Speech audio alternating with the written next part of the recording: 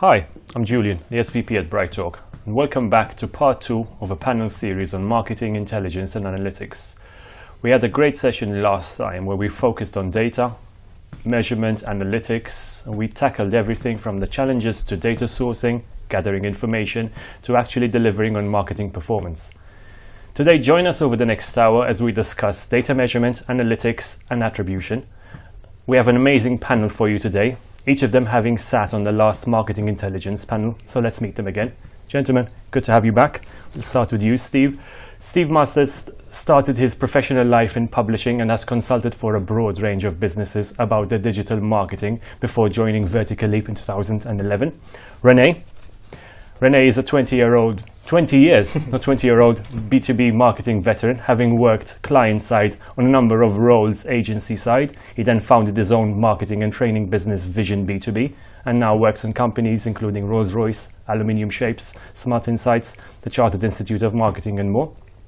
And finally, Stuart, who is a commercial director of Modern and specializes in working with B2B organizations to determine marketing forecasts, tracking, reporting, and insights.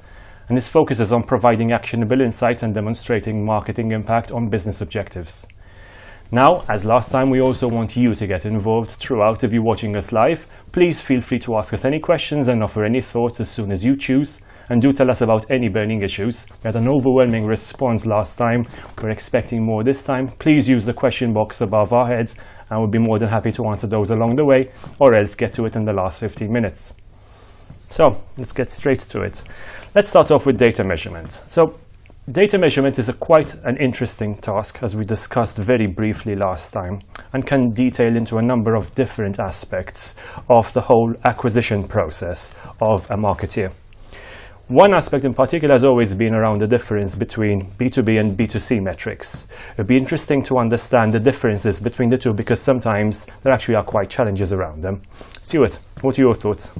Well, traditionally, B2C metrics are very short, so 28-day cookies, looking at impressions. They get a lot of those impressions because they have a wide broad market. Sure. And then they drive people in, cost per impression, cost per click, and then cost per lead, and they get the ROI very quickly. And they continue doing many short campaigns and get lots of data, which allows them to be able to predict the future and decide whether that campaign was successful. Well, B2B is on completely the other spectrum, and Demand Gen have just done some research that looked at 70% of B2B marketers said that they were unhappy with their digital advertising that they were carrying out, because 96% of them felt that the advertising was going to quite largely the wrong audience.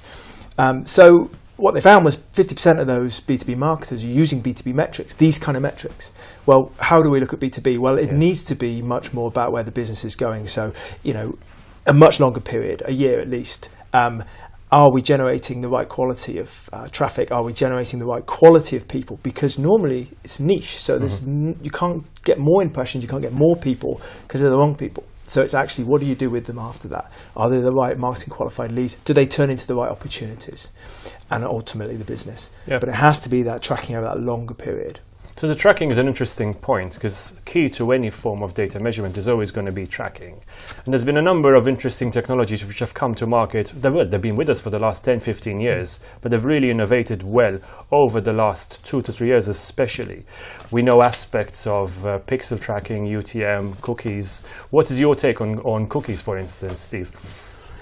Well, cookies is a wide subject, obviously, because there are people who see cookies as a kind of a nefarious thing.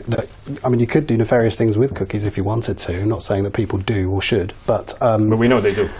but the internet wouldn't exist without cookies, because most people I think are accepting of cookies. I personally hate, I have to use that strong word, I hate the cookie law that was brought in that forces websites to notify people about cookies. You and many marketers. I disagree with it intensely, because it doesn't make a difference to behaviour, it doesn't make a difference to knowledge, it certainly doesn't make a difference to people actually understanding what they're doing. So to me, the awareness of cookies is a bit of a weird one, because most people don't really care. The same thing with privacy. If you talk about privacy issues, I don't like the fact that people never read terms and conditions. People are very happy to install apps on their phone without thinking what they're agreeing to. That bothers me, but most people don't care. It's like, well, I just want the Facebook app, so I'm going to use it. So I think we probably place a bit too much importance on whether cookies are a big factor in people's lives.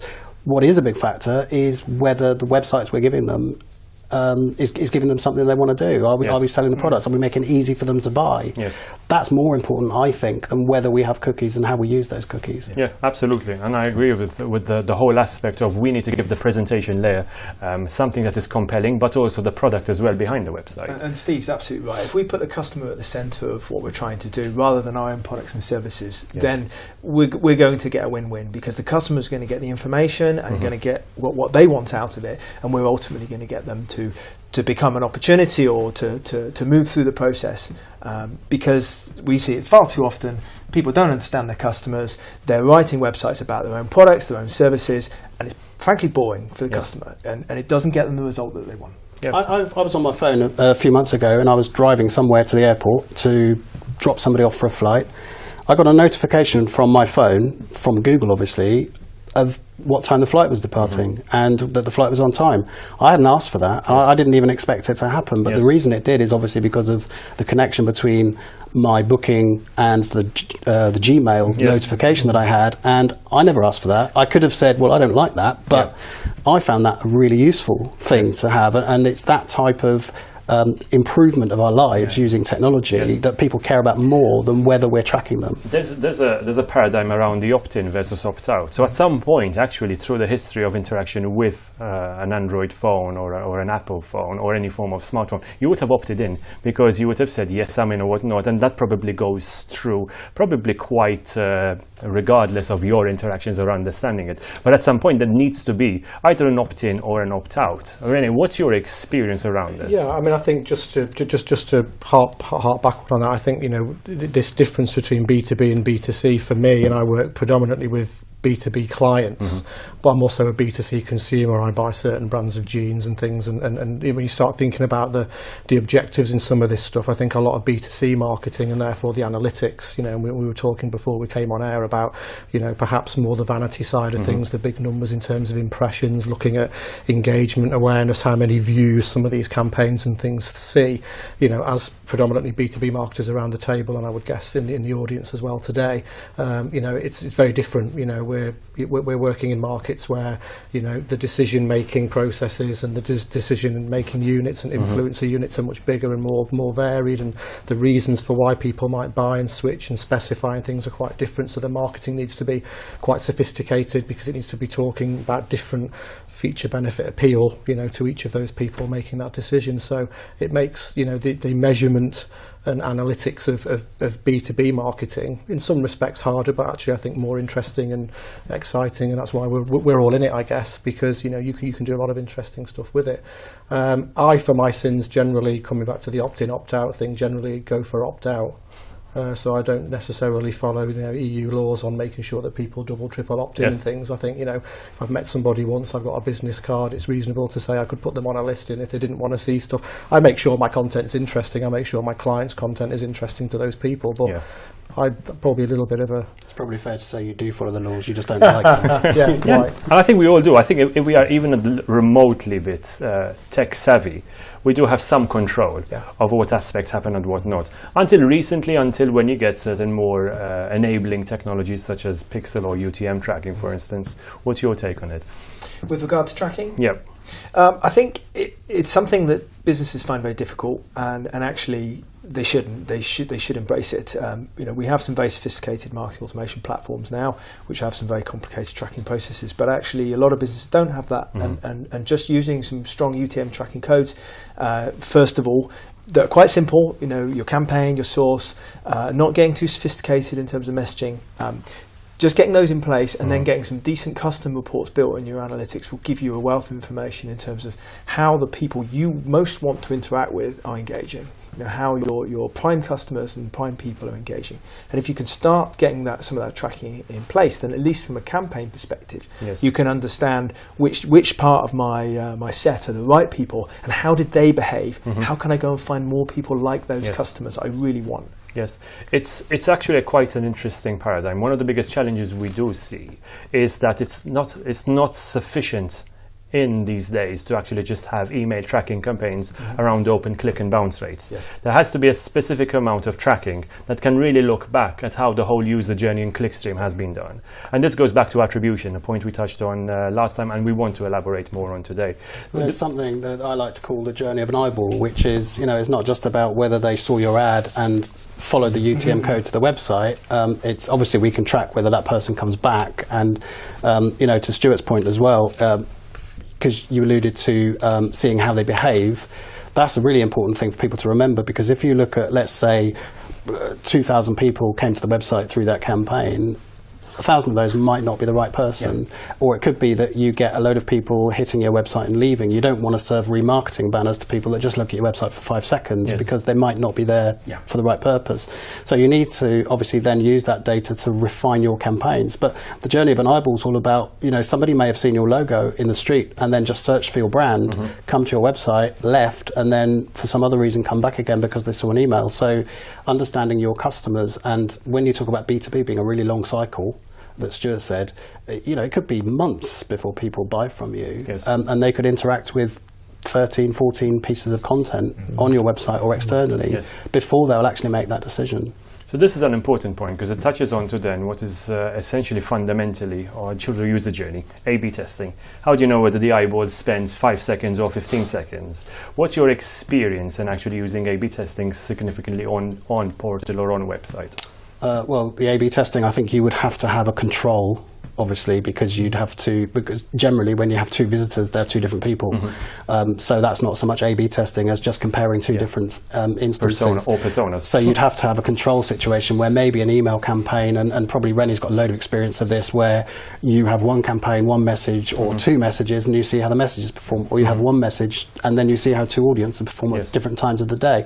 So you have to have some element of control that removes all variability so that you can then make the right decisions, because you are going to go down the wrong path if you make too many assumptions. And I haven't really got a lot of experience of going too much into that from a marketing point of view, but you probably have. Yeah, I mean, there's a lot, I've run a lot of campaigns for clients where essentially you're producing content for the web and then you're using email marketing to then serve that content up, and then you're looking at seeing who's engaged with it. So, the conversation's moving into making sure that, we're putting the right and best content in front of the right and best prospects and people. But yeah, you just think about the number of things that you can kind of play with in terms of email marketing specifically, and it's still, we talked about this last time, it's still probably the number one technique to have that direct conversation with would-be customers, and it's a great way to influence. And I think historically you do a monthly newsletter where if you've taken 3 or 4 pieces of content off the site and then you've all stacked them in an e-shot, you have the subject line that talks about the lead story, and then you push that out to a control group, and then maybe you do a second send where you manipulate the subject heading with the lead stories. You'll generally find on most email marketing like that, the top story, not surprisingly, gets the most opens and clicks, and then it drops off quite spectacularly. So, all the logic says put the most important, relevant story at the top.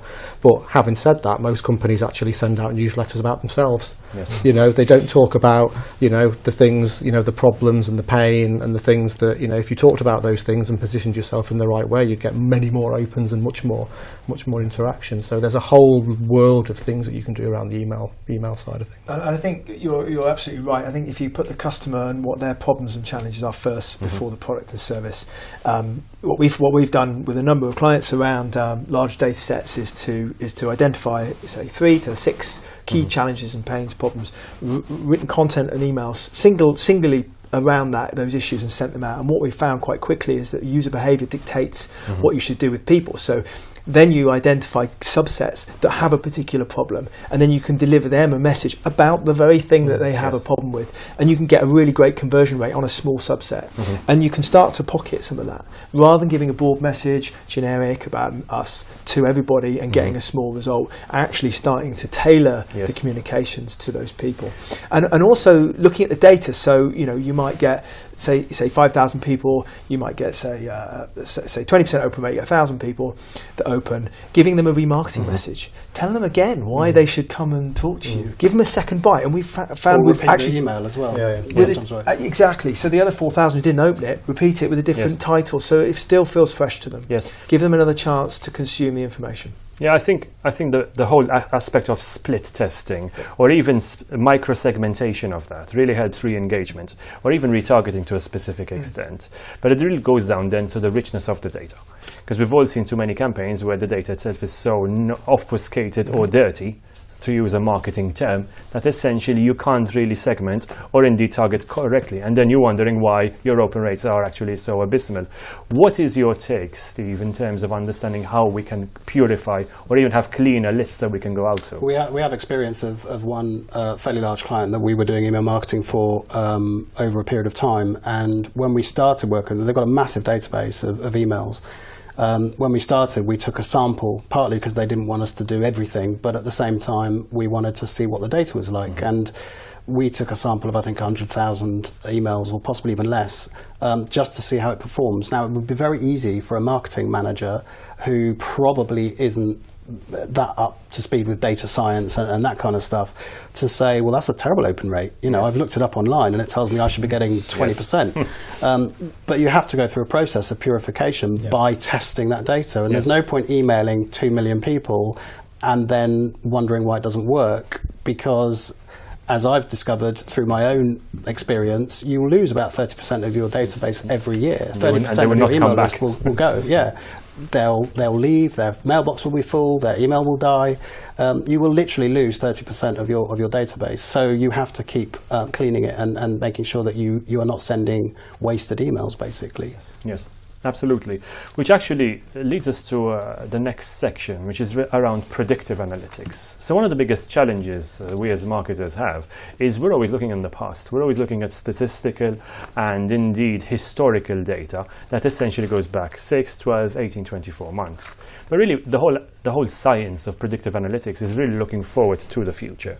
And this is not necessarily anything new. This is coming from industries like finance, for instance, or online gambling that do a lot of this in the future. But how can we as marketeers be able to benefit from this, looking at predictive models that use our data? René, what's your experience? I mean, I think you're quite right to raise it. I've not seen a huge amount of examples of companies using it. I think everything is rooted in history, and we did this last year and it kind of worked, so let's assume that it happens again.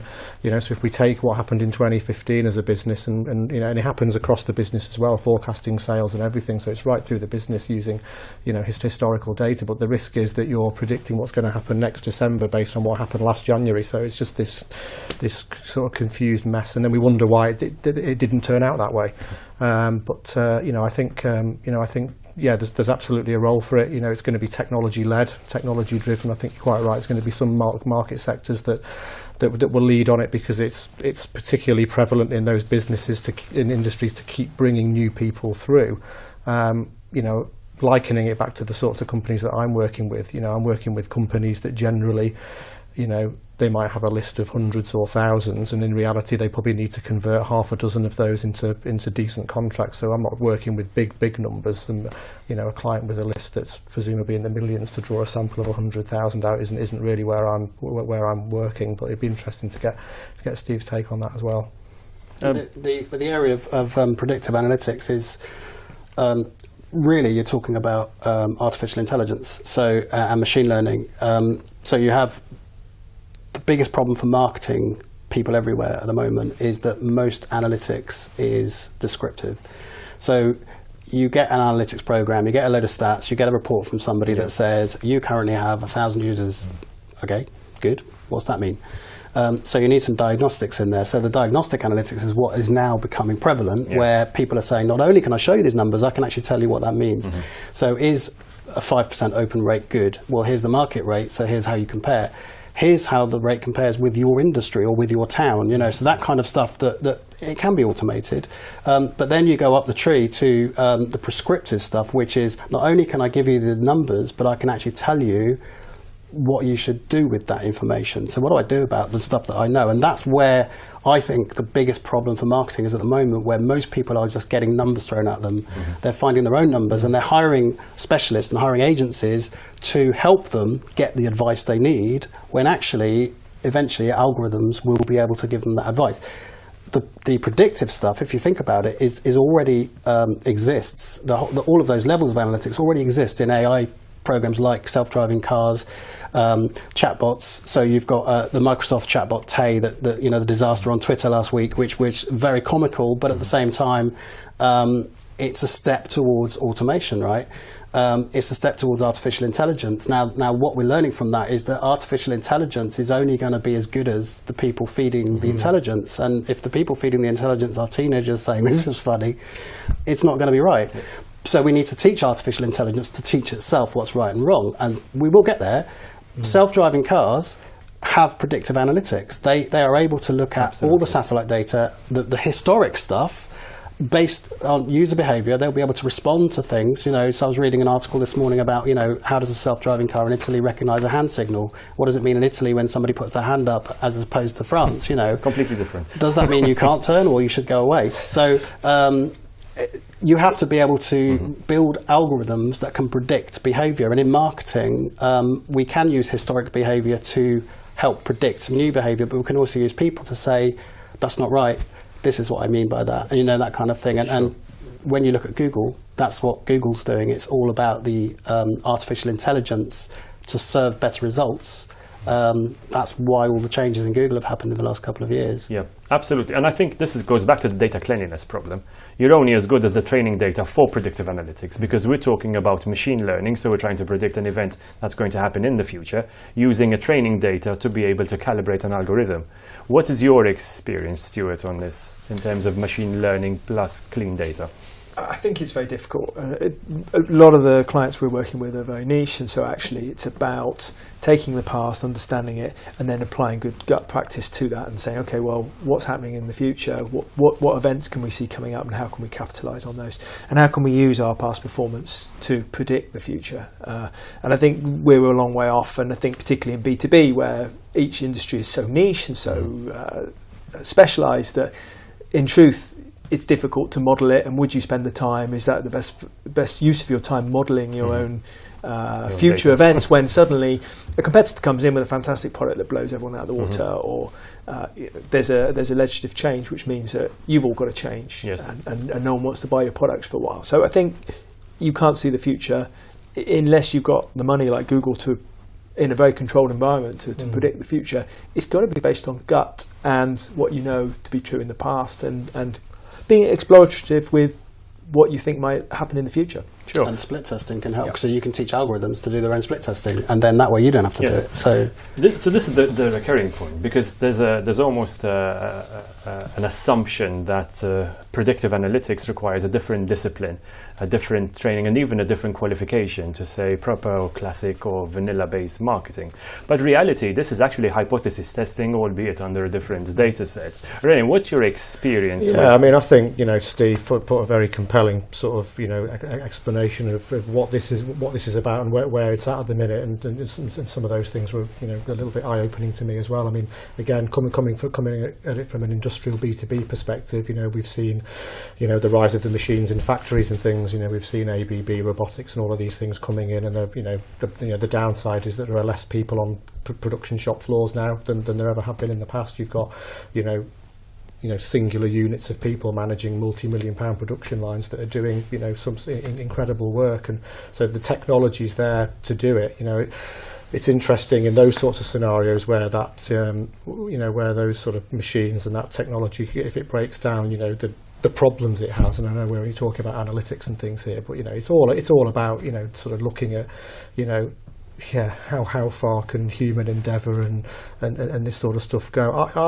I would tend towards the fact that there'll always need to be some human interaction in it, because we are we are a unique sort of creature on this planet, and because we've got this sort of emotional context, even on talking about the cars there and the hand signals, with different countries, if somebody flashes your lights, taking that analogy forward, are they saying thank you, or are they letting you through, or are they acknowledging you to stop? I mean, sometimes you don't know yourself, do you?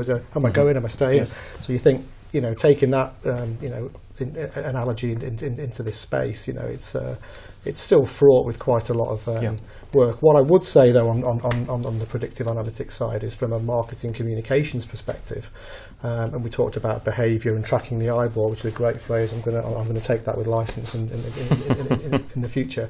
You know, when you get into your Google Analytics in the back end of the site, you know, you've brought somebody in on a page and you've UTM tracked them, but then the really interesting thing for me, and I'm coaching clients on, is, you know, I probably called it something different, but we're doing that. You know, we're saying, well, where else do they go once they're on the site? You know, what other things can we serve up while they're there? So then there is technology that's sort of, you know, pop-ups and things, and if you like this, read that and download the guide, but don't go away, watch this video. And this is all stuff that we're all using. So, you know, we can take that, and it's to an extent sitting somewhere between diagnostic. It's telling us, it's giving us more information on how people are interacting, but then it's leading us down, and so if we do more of that, then it's kind of predictive as well a little bit. It's kind of giving us a steer. So, you know, I think we're doing probably more of it than we think we are. Yeah. I think share trading is a good example of predictive stuff, because there are a lot of people who they will do share trades based on trends. So they look for certain ceilings and base levels and things like that. And if something, you know, breaks a certain ceiling, they will do a trade. So they're setting their own rules, but it's the data that's the trigger for them to follow that rule. But actually, you can predict what will happen based on the trend. So you can say, right, okay, I'm gonna put a short call in here, or I'm gonna hedge my bets on this one because it's looking pretty good. You know, why do people bet on a team that's won 5 games in a row?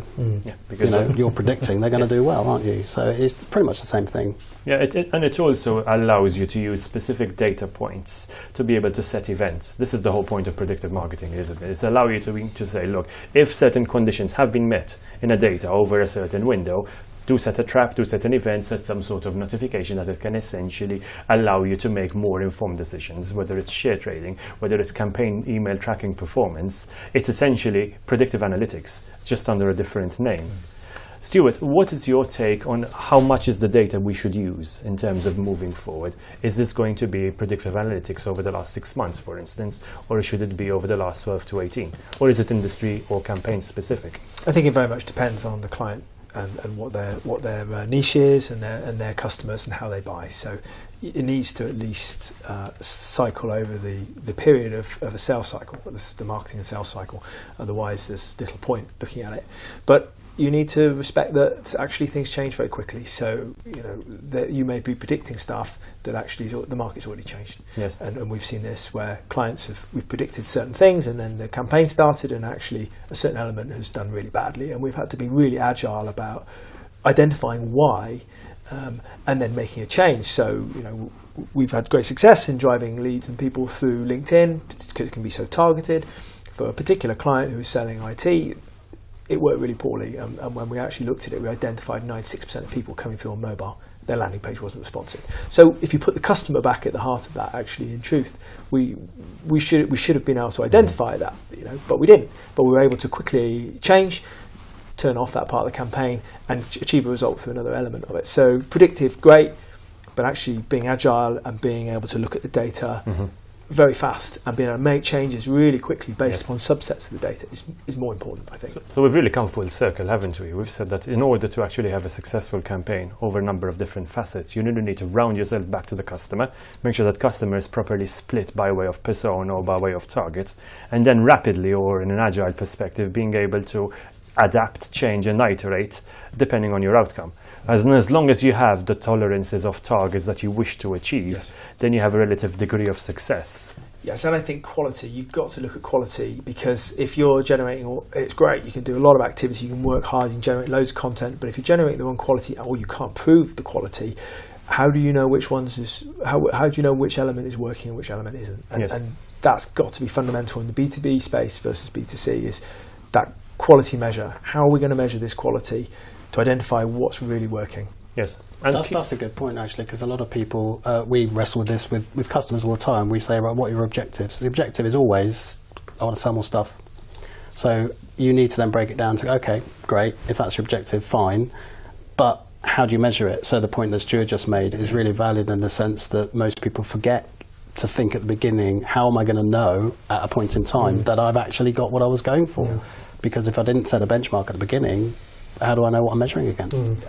And this is where we see sometimes people marketing and they're measuring the cost per marketing qualified lead, right? But what if all of those marketing qualified leads don't turn into any opportunities? Then you look at the measurement of the opportunity cost. The cost of that opportunity is skyrocketing.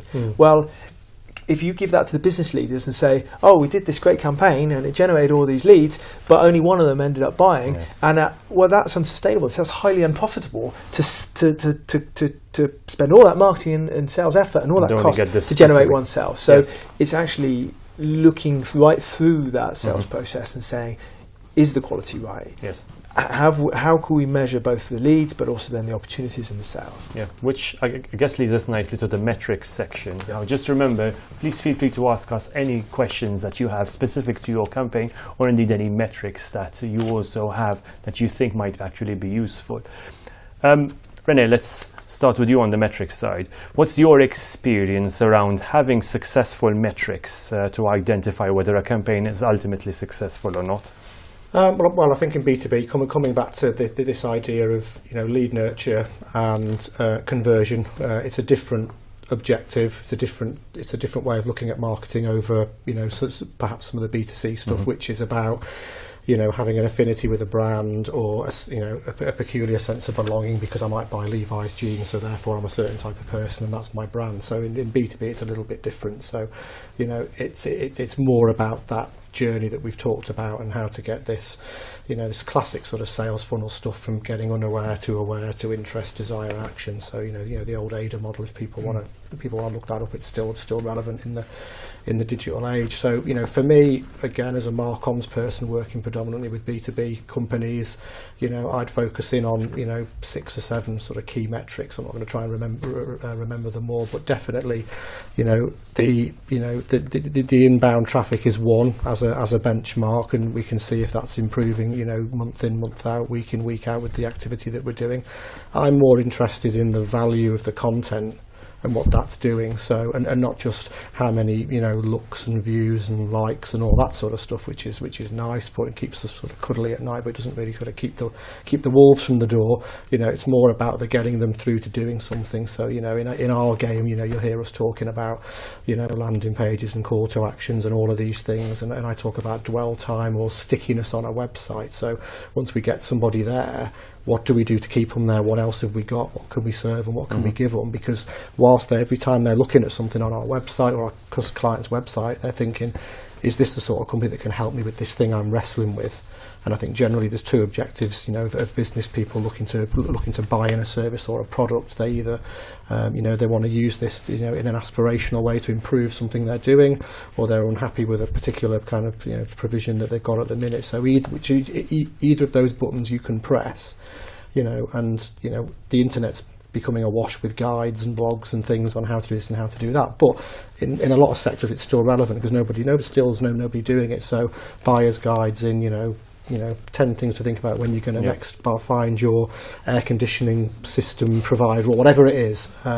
These things are still relevant to niches, and I think that's where we're at now. We're operating in the niche, and we need to be more relevant, more helpful. We need to give more up front, so that any metrics around the engagement with that and the conversion from that is are going to be really important. What do you think?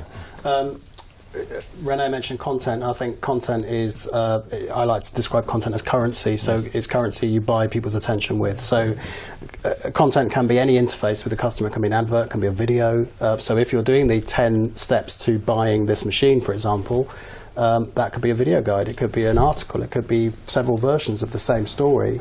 So if you then think of content as the message, you go back to the core of marketing. Marketing is about matching a buyer with something that those people want, right? Yes. So it's making sure you have the thing that people want and that you identify who the people are that want it, and then you put the 2 together. And that's what content does. Content does that. And analytics, the analytics side of that is knowing what content to write or to create, and also knowing what works. So going back to the testing stuff we obviously talked about, but as a search marketing company, we obviously use query data as a real barometer of what people are doing. So we track visibility, and if we know that a certain query or a certain phrase or a theme is popular and a lot of people are searching for it, then we can think, well, okay, let's test that. Let's do some content around that. That's what people are asking for. We can see the questions people are asking.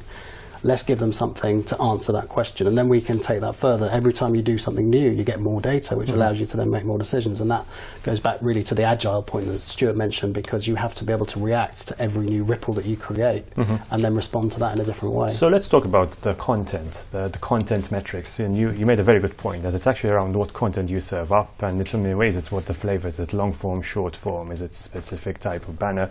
What metrics would you use to track the success of whether a content is actually good or not? And would you go down a hypothesis testing if not?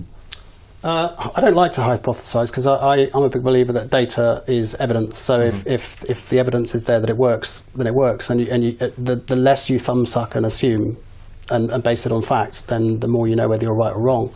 But if you want to look at what content would work or does work, it's the engagement with the content, which René mentioned. How are people reading it? Are they staying on the site? That kind of thing. Are they getting to the end goal? So there's no point in getting loads of visibility and readership if that readership doesn't convert. So what is that call to action? If it converts because they're asking, some websites, for example, they have an inquiry form, which is inquire about this product, but then it's also contact us. And you think, well, hang on a minute, people are filling in this form because they just want to ask us a question about what time we open. They're not asking us to give us a guide. But then some websites confuse the two, and it's very easy to misread the data if you set your website up wrong. So you need to then make sure that content is saying the right thing. Sorry, René. No, I was just going to say, if you're not sophisticated in how you've configured your website, that form comes to you in email form, but you don't know where on the website it's come from. Yes. Yeah. So then you've got to ring somebody and have a very, very lukewarm conversation about, we see you came to our website and you've asked us a question, but we don't really know what you were interested in because we haven't really we haven't set it up and configured it right. So. Yeah, that's about the customer and user journeys that you put in place and having the right calls to action. So we see it far too often that because B2B buyers are actually looking for information, they're a long way away from the sales process often. Marketers are commonly forgetting to put really strong calls to action. Contact us now to find out about this. Talk to us about this pain. Have a demo. There's a really strong calls to action that can be used in key points on the website to drive people through so you can generate leads. But coming back to your point about metrics is, what are the metrics that I need to measure inbound people? How can I measure my performance of once I get them there? How can I turn them into a lead or an opportunity? And then how can I measure the quality of that going forward? So does marketing qualified lead? What's the cost of that? What's the cost of that opportunity? And how can I look at different sources so I can say one thing worked, one thing didn't? In terms of content, we've seen a client who did a great job of just simply producing a webinar a month and then producing some content off the back of that, some blogs and some other pieces. And they've done a great job of slowly filling in the whole sales process with these different pieces of content along the sales process, generating the right bits of content and distributing them to their audience. They didn't do anything particularly sophisticated. They just stuck to a really simple plan and it worked really well. And they've been able to demonstrate a significant improvement in the opportunities that they've generated by just being really simple and really focused on the customer. That's about owning the message, isn't it? Rather than let's producing content for the sake of it. That's saying we know what message we want to be famous for, and then saying let's just make sure we keep repeating that message in different ways. And I think you're right. And we commonly see this actually, that companies, everyone's so busy in marketing teams because they've got loads to do. They don't have time to stop and think. And so what they're doing is producing a ton of content all the time. And actually, they're not making the most of that content. They're not stopping and saying, hey, that piece that we generated 6 months ago that worked really well, how can we use that again? How can we get that out again? By ripping and stripping it, breaking it into pieces and distributing it. And a lot of clients just don't have the time to do that because they're on this constant wheel of we need more content. And actually, we saw a client who did the opposite. He went through and he said, if that content's not being viewed enough, can it? And he got rid of a whole bunch of his content and found the top stuff then, the cream of the crop was left on his website, and he got a much better result because people weren't confused by reams of content that all these different people within his business had created. He had to say, sorry guys, it's not good enough, I didn't cut the mustard, data says it didn't, it's gone. But it comes down to the data, doesn't it? You need to be able to look at it in an agile way and then react to it accordingly. Absolutely. It does. I saw a great quote from somebody in a blog post the other day, and I wish I'd said it, but I can't remember who it was, but she basically said it's much easier to get 10,000 people to read existing content than to get 10,000 people to read new content. Yes. And, Stuart's right. You've already got it there on your website. A lot of it's probably dead. You can revive it and reuse it. You need to trust the numbers. You don't need to spend a load of money doing new stuff if you've already got the message. Yeah, and when you talk to most clients, they say, oh, that piece is a core piece that we do every year. Well, why are you doing all the other bit? Why not just focus on distributing that again a second time or a third time in the year and getting more traction with it? Because the same people are not going to see it again. Some might. They may even forgot they read it and download it again. Yeah. But a lot of new people will view it again. Yeah. So I think it's about being a bit smarter with some of the stuff you're already doing and not getting on a wheel of generating endless amounts of content. But sometimes, and this is from personal experience, it's almost a case of having to evangelize internally rather than externally, the need to track or remove certain aspects of it. René, what's your experience with this? How much evangelization internally needs to happen? I mean, in previous roles before I worked for myself, I did the marketing job for the agency that I worked in, as well as because I was business development, so it sat quite nicely that if you're responsible for bringing new customers in, you'd be involved in marketing the business as well. So I was consulting on clients and I was also doing agency marketing as well, and that's really important. Getting buy-in into what you're trying to achieve as a business, and I think if you're just using Google Analytics, and a lot of companies are just using that at the minute, it can work very effectively alongside the analytics that are coming out of your email platform. So, I won't name any of them, but you can see clear spikes when you send an email out. You can align that traffic with what's happening on the website and see what's working. But for me, it is the interaction with the content that determines what's hot and what's not, and what's relevant and what isn't relevant to your audience. And as Stuart says, you do more of the stuff that works, and you do less of the stuff that doesn't. So, and that helps you refine down the topics. It helps you refine down what people are actually looking for and what they want, what they might need help with. And then, if you keep sending the emails out and people keep coming back on the same stuff on brand or whatever it is, then ergo, there's a phone call there. Somebody really needs some help with brand. It doesn't have to be so sophisticated, but you've got to go in weekly, monthly and look at it at least. Yes. And see, what's happening in there, because people that don't, when they do go and have a look at it, they're generally quite surprised. Yes, you can use site search as well. So with shops particularly, they have search bars, right? So I've noticed on some shops where if you set up analytics to track site search, you then get data of what people are searching for on the website, which can be quite illuminating actually. You might find that they're looking for something that you don't think is important, and it might be that they're searching for it because it's not on the homepage. Maybe it should be, so that can shorten the journey from click to sale as well. Another metric we've typically seen is the zero searches. What are the searches on your site that are actually entering and returning no results? So that actually could be an opportunity to actually go and create more. But it goes down to the data, and it goes down to the fact of validation versus if you need to fail quickly down a hypothesis. But you have to trust that data and then evangelize it internally. Yes, absolutely. We're getting some great questions through, so I'd like to move straight on to that. Please do keep asking us any questions. We have a really good set of Q&As right now. Off the bat, one of the first questions coming through is, if you're not currently using any form of data-driven analytics on your site, how and what do you recommend getting started? Let's start with you, Stuart. Before you go out and spend lots of money trying to drive new people in, I would start by looking at what's happened in the past. So try and look at the data, identify what you want to measure, what's your goals, and then start to look for any subsets within that. So it might be there's a particular industry you're interested in. You can perhaps create some custom reports looking at people who are coming from those types of industries. Maybe there's a particular type of customer that you want more of. Try and identify how they behaved and then mimic that, understand that customer more. And I think get as close to the customer as you can. Many of our clients, because they're so busy doing, they don't have time to get customer insight. And sometimes you need a third party to do that. We as a marketing agency who do that for other clients often get other people to do the insight into our clients because we're too close to it. So get that customer insight and then start to think about, well, how does that map against the data? Where are those customers? How can I get more like that? What messages can I use to start to test whether I get more of those customers or not? And I think once you understand a bit more about the data that's going on your website, how can I improve the conversion rate? How can I drive the right people through? Then you can go out and start driving more people in. Thank you. René, what's your recommendation?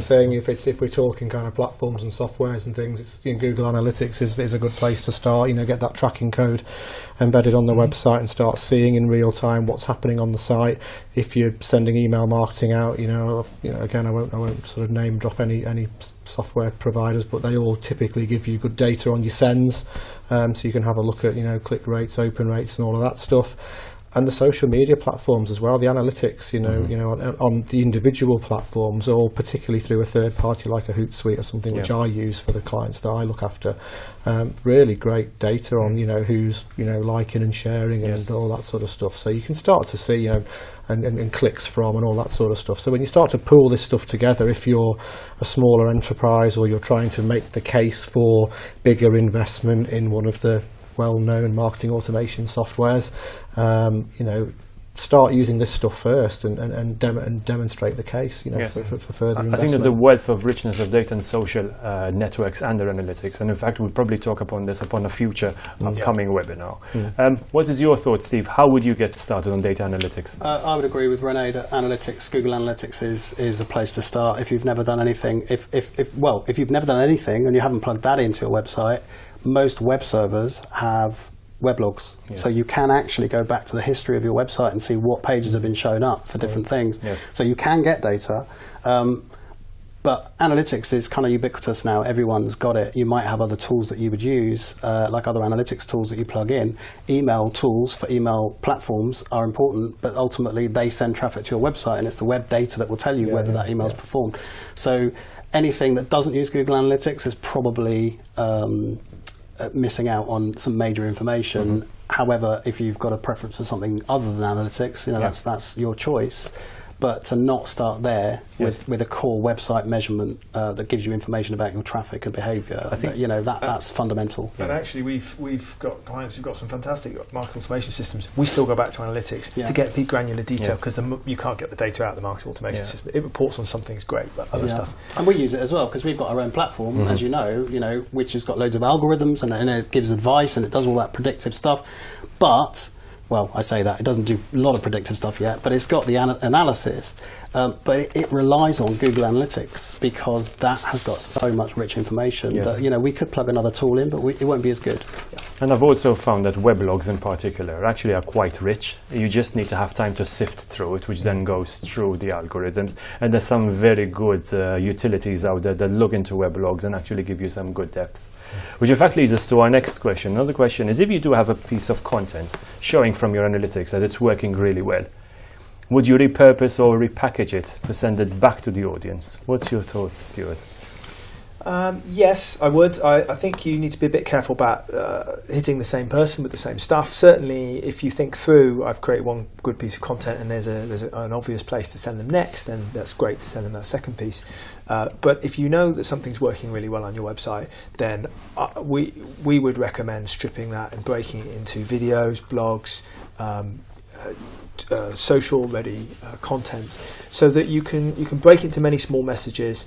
You can use it over a long period of time, and you can distribute it far and wide. And there's many really great targeting tools now where you can target email database lists, not through email but through Google platforms, where you can start to get that message out to people that will be interested in driving them back to that core content piece. Sure. So.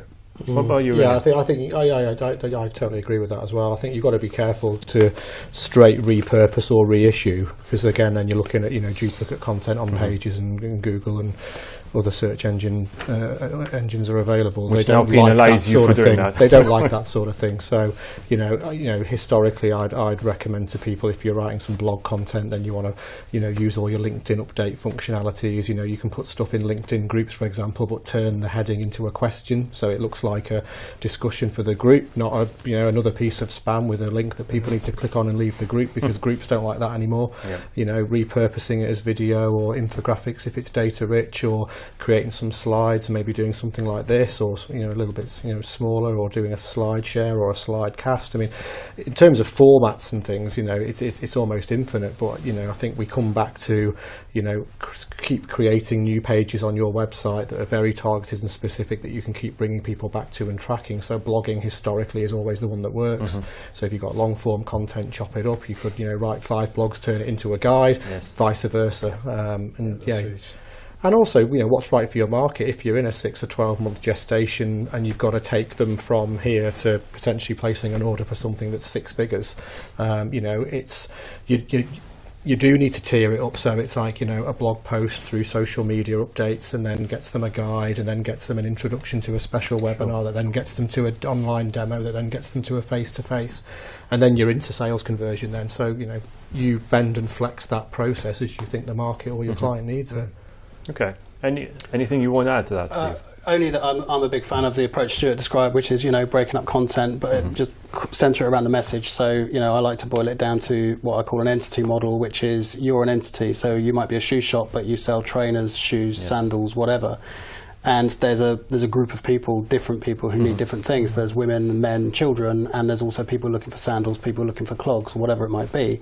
So you can break down your understanding of what your customers about, what you're about, and then you can match that to what kind of things they're searching for. So when you're breaking up your content, what you can say is, how do I target that question? How do I answer that question over there, which is probably somebody wanting to buy the product? Yes. And how do I answer that one over there, which is probably somebody wanting to look for how it's made for a school project, who knows? And you can answer that in different ways. One could be a video, one could be a blog post, and that you can use different phrasing and different titling to then match that phrase to help Google make that decision to show that piece of content on that occasion to that person.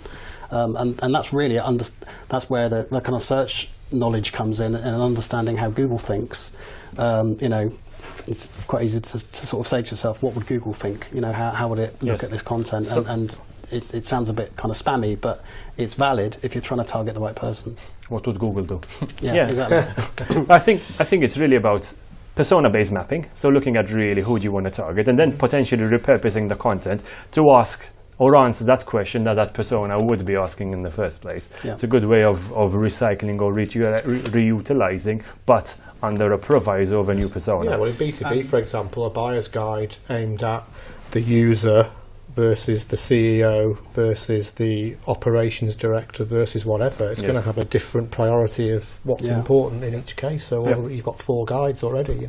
And typically in that one guide there might be 30 to 40 different messages that are relevant to different people in different industries that are basically doing the same job. So actually pulling out those messages and then repurposing them as tweets, or repurposing them as blogs, or repurposing them as another piece of content that drive back to that core piece is relevant, because you're getting lots of people with different views, rather than just using that one piece every time saying download our white paper on the ROI of our software. Well, great. The boss might want to know how fast it is to install, and the CTO might want to know how long it's going to last for. Different questions. Yes, absolutely. Or the 2 bosses might want to know completely different things. In which case you have 2 different personas. Correct, and you have 2 different messages coming out of the white paper. So it's about repurposing that white paper into many messages that you've already written.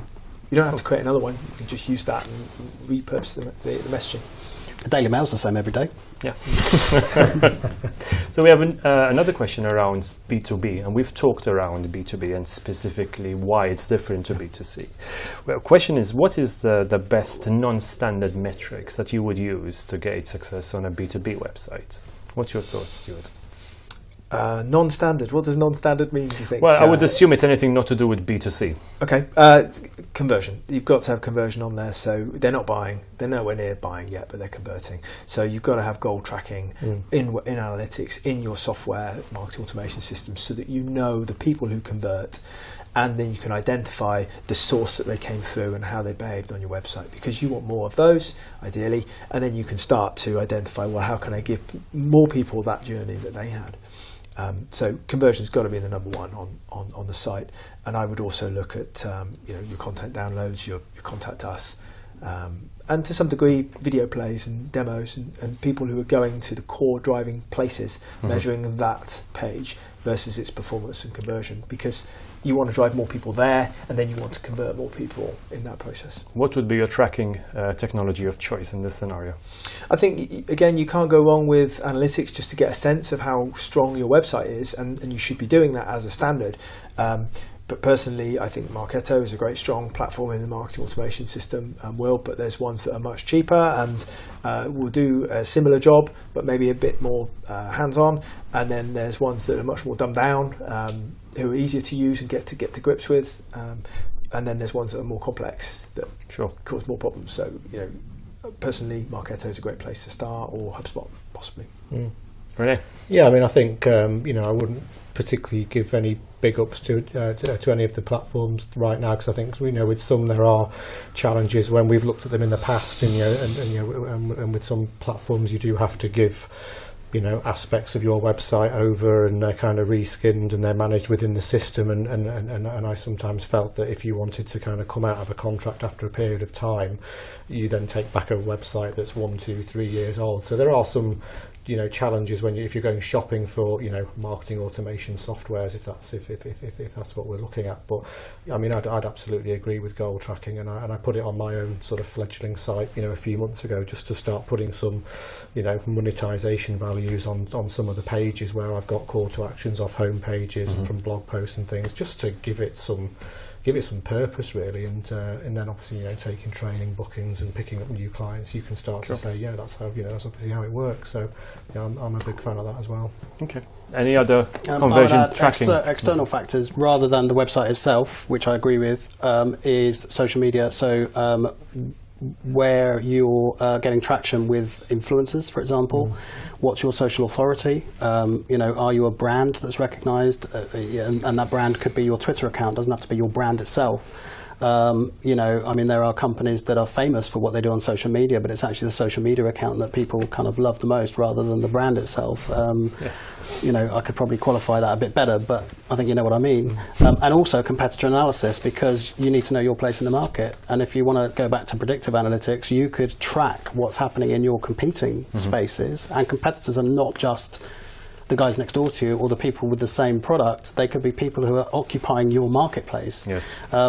Like Wikipedia or the Telegraph. So whatever's going on in the marketplace will affect you. If you're on page 1 for your product, and suddenly and your product is named after a famous celebrity, and that famous celebrity dies, page 1's going to be dominated by the news, and you're going to be down to page 2, and suddenly your sales might drop. So you need to know what's going on around you, and it's kind of hard to measure, but anything you can do to keep an eye on your competitors and the marketplace is really important as well. Okay, thank you. We've got time for just a couple more questions. And one interesting one that just came in is this, and it's actually for all three of the panelists. In terms of trying to be more data-driven, particularly on the predictive analytics side in future, what is your individual strategy? How do you plan to be more data-driven, but also with a focus on predictive analytics as well? Start with you, Stuart. I think start at the business objectives. So what are we trying to achieve, and how can we measure whether we're on track to get there? That for me is the number one. And then how can we look at the past and predict the future based upon the past? And I think if you do that, you're going to be on course to at least have a benchmark to measure yourself against. And that's important, because how do you know you're on path to get there or not if you don't have that benchmark? And then if you're not, you have the opportunity then to change and be agile and move and try different things. René? Yeah, I think for me, obviously they're having the objective of where you want to get to and what sort of work and services you want to provide to what sorts of companies and people, because it's still predominantly a people game. People buy from people they know, like and trust at the end of the day. Or if that's a brand, but ultimately it's a collection of people. People do business with people, I think. So it's got to work hard in that area. For me, I'll be putting greater stock on my content relevant to the right people that I want to influence and or sell through and sell to. So I've got a couple of interesting audiences personally where I want people to refer me, recommend me, and people that I'm obviously going direct to that I've had conversations with in the past. So I've got an influencer strategy which is going to be sort of really important to me. So using the right content with the right audiences at the right time, and so using it, I guess, in a predictive way, do more of what works and less of what doesn't. Good. Mm-hmm. And I would say widen your data set if possible. So I could easily say just get a mass of every piece of data possible, which I know is not practical for most people, but really the bigger your data pot is, the more you can cross-reference stuff. But what I would start with from a point of view that most people can manage is think about what you can cross-reference. So if you've got an email list, now for example, you can upload your email list to Google, and you can see how many of those people Google knows, and then you can start serving ads to those people. Again, some people might not like that, but it's a practical way of reaching people. you can cross-reference Twitter accounts, LinkedIn profiles, all those kinds of things. And a friend of mine who's in sales said to me recently that for any big sale, she doesn't go to any company to pitch them until she's fully analysed everyone she's going to pitch to, who they are, what they're likely to object to, and then she'll go and have the conversation. So she's already got the answers to the questions. One way to do that is not just to look them up on LinkedIn, it's actually to see what they tweet. Are they on Facebook and all that kind of stuff? And the more you can gather that information, and there are tools that let you do that. There's companies that specialise in it. So that's really important. Don't just look at your email list or your analytics. Look at every piece of information about your person, your customer that you can. Your unified persona. Yeah. Well, and that wraps up, I think, the whole discussion today really well. So thank you for that. That wraps up where we are. We've just about run out of time. So thank you very much for tuning in. Remember, you can download the whole webinar, which is the second of a series. The first is available for download on the website as well. Please do leave us your feedback and any questions you want to see in an upcoming and the next episode. But from all of us here, Stuart, Renee and Steve, thank you very much for your time again. And thank you for watching and have a good day.